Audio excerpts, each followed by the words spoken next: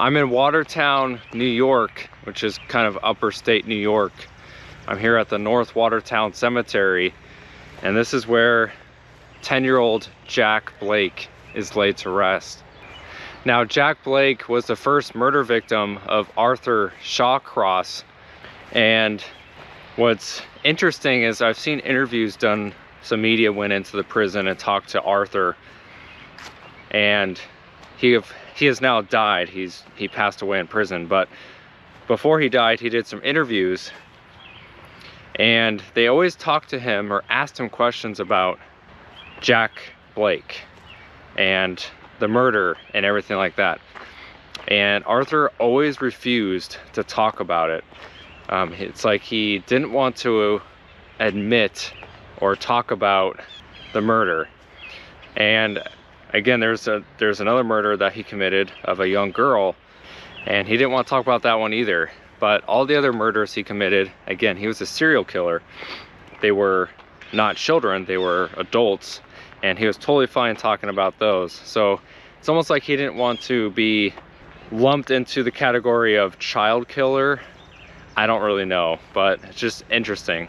So again, Jack Blake was 10 years old at the time of the murder. He was known to frequent local fishing spots around Watertown here.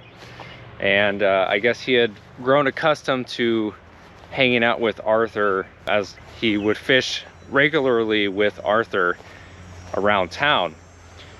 And so locals would often see little Jack Blake hanging out with Arthur.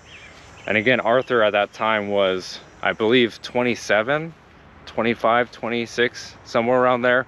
And so I guess he was just known to hanging out with him, doing fishing and stuff like that. And so on April 7th, 1972, again, as usual, Jack Blake walking around, hanging out with Arthur. They were doing their local fishing, but after some witnesses saw them hanging out fishing, that was the last time that they saw Jack alive. Now, months and months and months went by. Of course, no leads, no real information. That is until another young child was found dead. Again, the girl that I was talking about. Jack was sexually assaulted, and he had been choked to death, asphyxiated.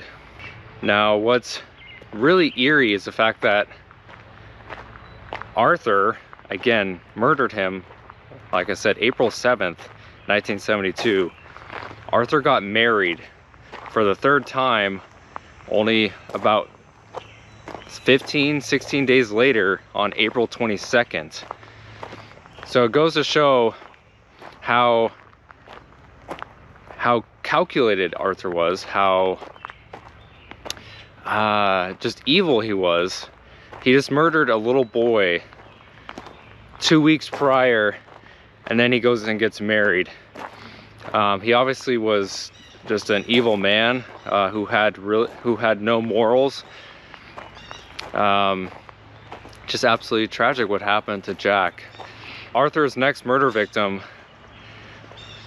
was 8-year-old Karen Hill.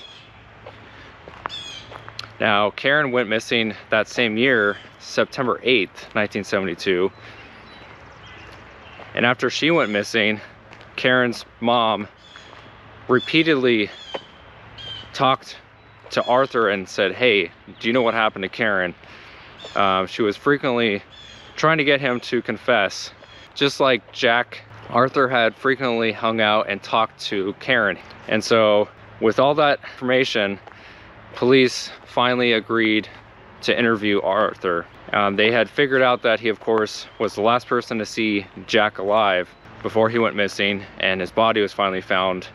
He also was one of the last people talking to Karen, so they kind of put some pieces together, and they finally got him to confess. But now what's interesting is, during trial, they were worried that they wouldn't get a conviction for Jack's murder.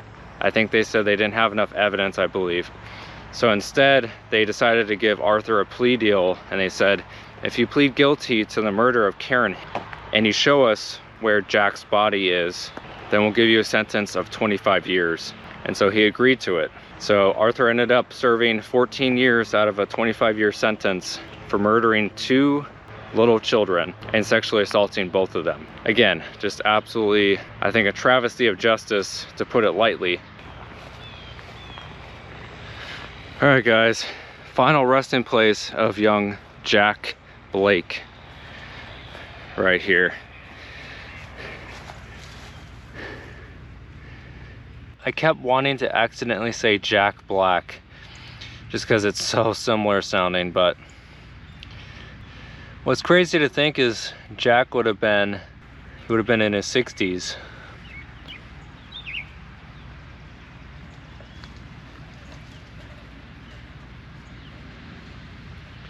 Rest in peace, Jack. And I think that's what makes this case even harder, is the fact that, you know, both Jack and Karen trusted Arthur. Again, he was, you know, in his 20s, and so they trusted him. They probably just thought of him like maybe an older sibling or something, you know, someone who would take them, you know, he would, you know, like I said, he would take Jack fishing and, you know, obviously hang out and talk to Karen. So like they probably considered him like an older brother, or maybe like a friend, companion, or whatever. And he obviously took advantage of their innocence and murdered them.